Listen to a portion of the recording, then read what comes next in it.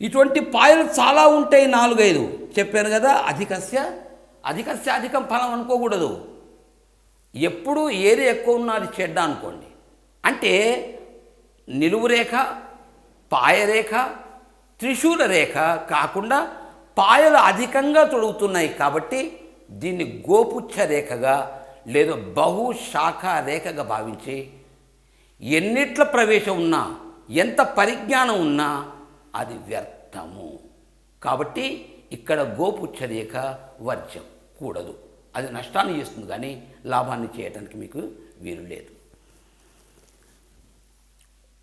Right, ఈ రేఖలు చెప్పుతూ పోతున్నాను నేను మీకు.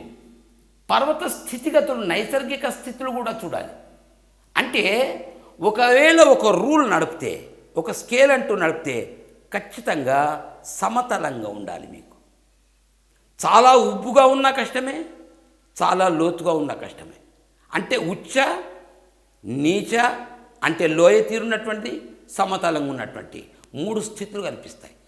ఈ నిలువు రేఖల యొక్క సామర్థ్యం, ఈ నిలువు రేఖల యొక్క సమర్థత, ఈ నిలువు రేఖల యొక్క సత్ఫలితాలు సమతలంగా ఉన్నప్పుడు మాత్రమే. సమతలంగా ఉన్నటువంటి వ్యక్తులే పొదుపుగా ఉంటారు. సమతలంగా ఉన్నటువంటి వ్యక్తులకే బహుభాష పరిజ్ఞానం ఉంటుంది. సమతలంగా ఉన్నటువంటి వాళ్లకు ఈ కారకాలన్నీ కూడా వర్తిస్తూ ఉంటాయి. కానీ ఇది ఉబ్బింది అనుకోండి, ఉచ్చంగా ఉంది అనుకోండి, ఒక గుట్ట తీరు, ఒక కుప్ప పోసినట్టుగా ఎత్తుగా గింట ఉంటే మాత్రం ఫలితాలు భిన్నిస్తున్నాయి. భిన్నించడం కాదు, అధికం అవుతున్నాయి. ఉదాహరణగా వ్యాపారం చేస్తాడు, అవసరానికి మించిన లాభాలు పొందుతాడు. రూపాయికి అమ్మవలసినటువంటి వస్తువు 10 రూపాయలకు అమ్మవలసినటువంటి వస్తువు వాక్చతురతతోని డబుల్గా అమ్ముతారు. ఇదేమిటండి, అన్ని చోట 10 రూపాయలు అయితే మీ చోట 20 రూపాయలు ఏమిటి అంటే, నాయన ఇది ఒరిజినల్ అంటాడు. అది ఇది ఒకటే, చతురత. ఈ చతురత ఉండటం వలన ఈ వ్యాపారం లోపల ఇది ఉబ్బుగా ఉండటం వలన లాభం పొందుతాం కానీ అక్రమార్జన అవుతున్నది అనేది. ఇక ఆ తర్వాత పోతే విజ్ఞానం మంచిది, కానీ ఎక్కడ అవసరం పడ్డ చోటనే. ఆయనకు వాస్తు పరిజ్ఞానం ఉంది, రైట్. ఒక ఇంటికి వెళ్ళాడు, ఏదో ఒక దోషం చూసిండు, మనసులో ఉంచుకుంటాడు, తప్పులేదు. కానీ నయనానికి ఇక్కడ ఈ దోషం ఉంది, నీ ఇంట్లో ఈ లోపం ఉంది, నువ్వు ఇట్లా చేయకు, నీ పతనం అవుతుంది చెప్తే అంతవరకు మంచిగా ఉన్నటువంటి వ్యక్తి ఆనాటి నుంచి కొత్త ఇబ్బందులు ఎదుర్కొంటాడు.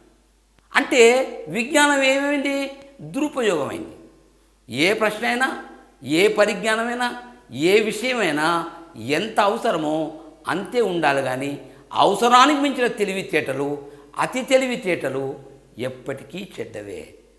కాబట్టి ఈ పరిజ్ఞానం, ఈ విజ్ఞానం ఏమవుతుంది, భిన్నిస్తున్నది. ఎందుకంటే ఉచ్చంగా ఉంది కాబట్టి. ఇక వాక్చతురత అంటే బాగా మాట్లాడే శక్తి సామర్థ్యాలు ఉంటాయి, కానీ అవసరానికి మించి మాట్లాడతాడు. ఆయనకు వదురుబోతు అని అంటాం. ఇది ఉబ్బటం వలన తిండిపోతూ ఎట్లనో, ఇది ఉబ్బటం వలన వదురుబోతు కింద మారుతుంటాడు. అంటే అవసరానికి మించి ఎప్పుడు వాగుడుకాయ అంటేనే, ఎప్పటికీ వసభూషణం అంటేనే ఎప్పుడూ ఏదో వాగుతూనే ఉంటాడు, రైట్.